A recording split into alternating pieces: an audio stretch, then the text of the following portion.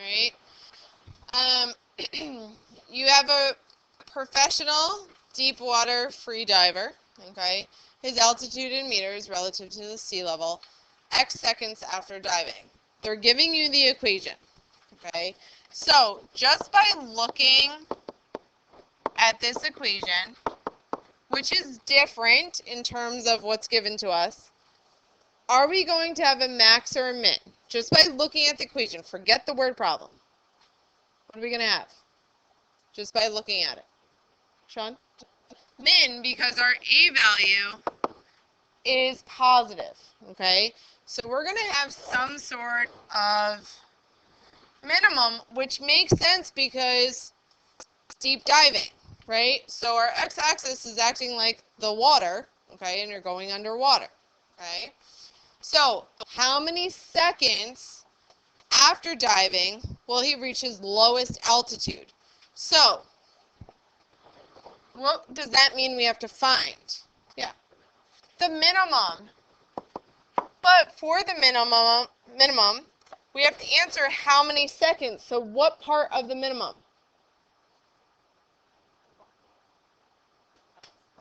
X, because you're talking about time. It's okay. Okay, you're talking about time. So obviously we could find this by hand, right? We could find this by hand because we know how to find the vertex. All right, negative b over 2a. We know how to do that. However, with the calculator and practice, algebraically is very easy. Okay, easy thing. Okay, but using the calculator for practice. Okay, there's going to be some where you're like, I'm not wasting time on the window. I know how to do it algebraically. Perfect. Okay, you might have to spend more time adjusting the window if you're finding your x-intercepts, because sometimes it's not factorable. So we have negative, positive, 0.5 x squared minus 10x. Remember, okay, that if you have 1/2 here, it's fine, but you might need parentheses, okay, the actual fraction, because it's just going to say 1 divided by 2x squared, and then it's not going to look right, okay? So if I graph this with a regular window, and just so you know, anytime you have to get back to the normal screen, negative 10 to 10, zoom 6. Zoom 6 is your standard screen, which I have right here on the board, okay? Now, in the previous examples, we eliminated what? Previous examples, when we're talking about height of objects. What did we eliminate? Yeah. Right, so any of the negative x values are also the negative y, right? But in this case, can we eliminate the negative x? We still can. So I'm going to go to my window. My x min, I'm going to put at 0. X max, I'm going to give myself room. So I might say 50. Some of you might say 20 or 15, whatever it might be. I just don't know. I'm just putting random numbers in. Okay, thinking of diving and coming back up. Now, our y minimum, deep diving. So we might say negative 100. Okay, I don't know, 100 feet. Let's see. And the y max could stay the same. So I'm going to hit graph. I'm able to see my minimum. Okay. So who remembers, how do I find the minimum? We found the maximum all the time. It's the same way. How do I do? Eden. Good. Second trace, number 3. It says left bound. My cursor is all the way up at 62.5. So I'm going to bring that down. Left of the curve, hit enter. Move right of the curve, hit enter. Yes.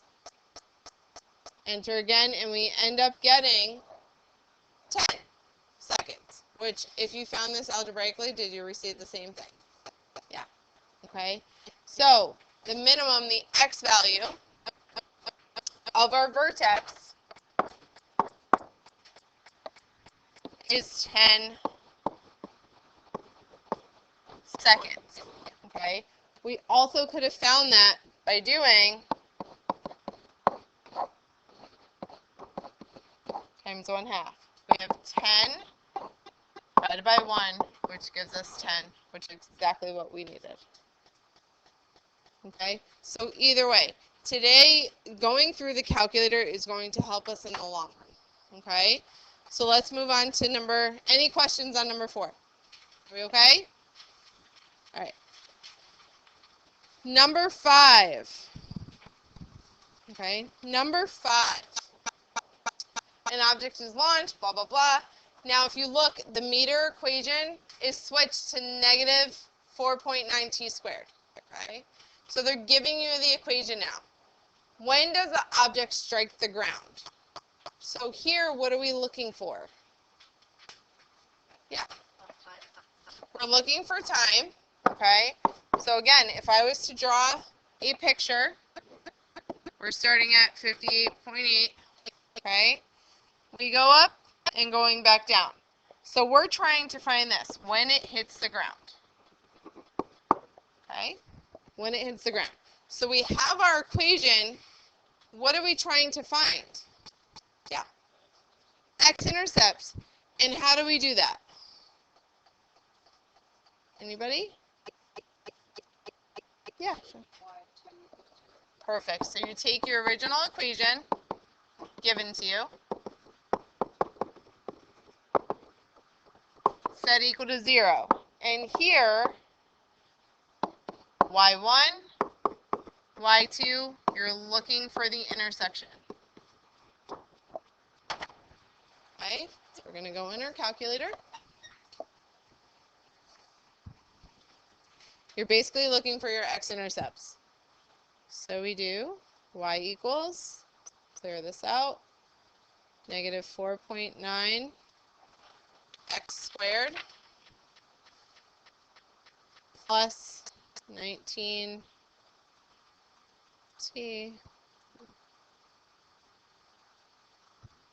and then y2 as 0.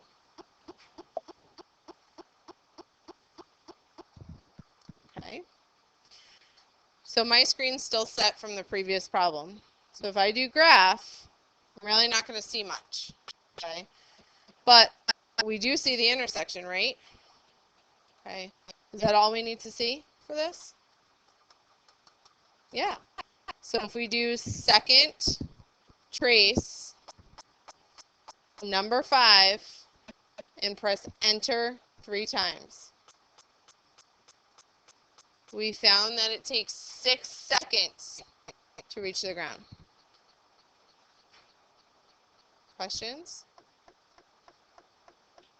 And if you were going to solve this algebraically, you could try factoring, but quadratic formula would work as well. Okay? Factoring is hard because of the decimals, so when in doubt, quadratic formula always works. Okay. Questions?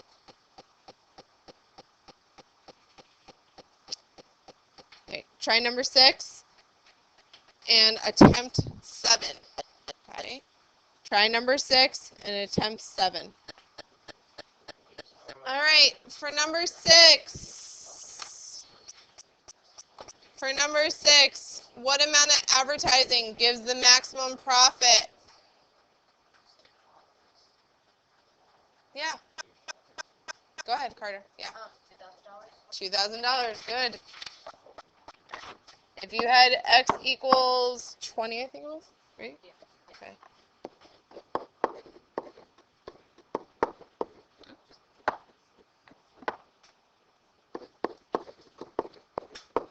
What did you have to find? The x value. Okay. X value of the maximum. So, you probably got x equals 20, but it's in hundreds of dollars. Okay, so we're just tacking on 2 zeros. I mean, you come back with Duncan and hello. I'm just kidding. Go ahead. I know. All right. So, number 7. A rectangle has a perimeter of 80 feet. What length and width should it have so that the area is a maximum? So maximum area, yeah. How'd you get it? But how do we do it? Yeah, Hannah.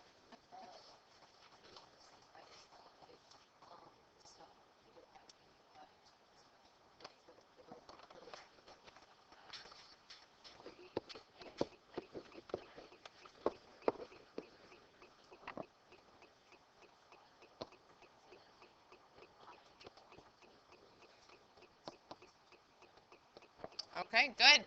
All right, so exactly you could figure this out without even doing really anything, okay? So when you have, the perimeter is a key word there, okay? Because you're going to be using it for other area problems as well, okay? So saying it's a rectangle, it has a perimeter of 80 feet. Perimeter is 2L plus 2W equals 80. When I divide everything by 2, I have this, right? Now, from this point, if I want to go from perimeter to then eventually area, okay, how can I do this algebraically?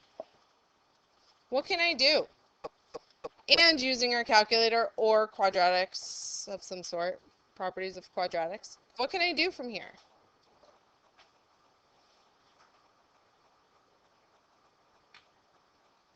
You have one formula, then you have another, you have some variables here. What do we do? Think. Yeah, Hannah.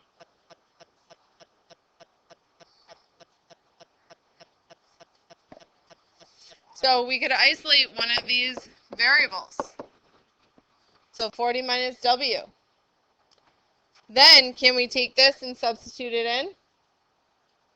Yeah. So we have the area equals 40 minus W times W. Okay, well, when I distribute, don't I have a quadratic? Okay, we're going to confirm what you said. All right, we're going to confirm by putting this in our calculator. So what I want you to do right now is put this in your calculator, and you're looking for the maximum. So you want to adjust your window, okay, in order to find the maximum. The x value is going to represent your width because that's what we're looking for. And the y value is going to be your maximum area.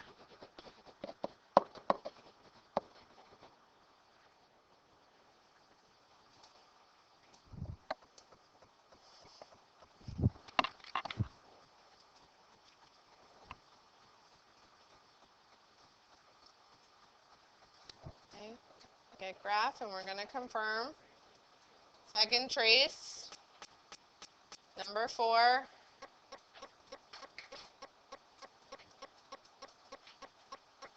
Left, enter. Right, enter, guess.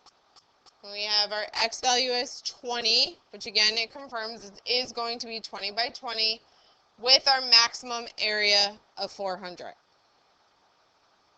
Okay, so some of these problems aren't going to be clear cut like this, okay, where you have to either adjust your window or find the vertex in order to help you answer some of these questions, okay. Some of these windows are going to be extreme in terms of like 80,000, 800,000, so on and so forth. So it's great that we could figure out some of them. Others we need a little more assistance, okay. So I want you to try with your group, and I will pass out the homework. Number 8. Okay, number 8.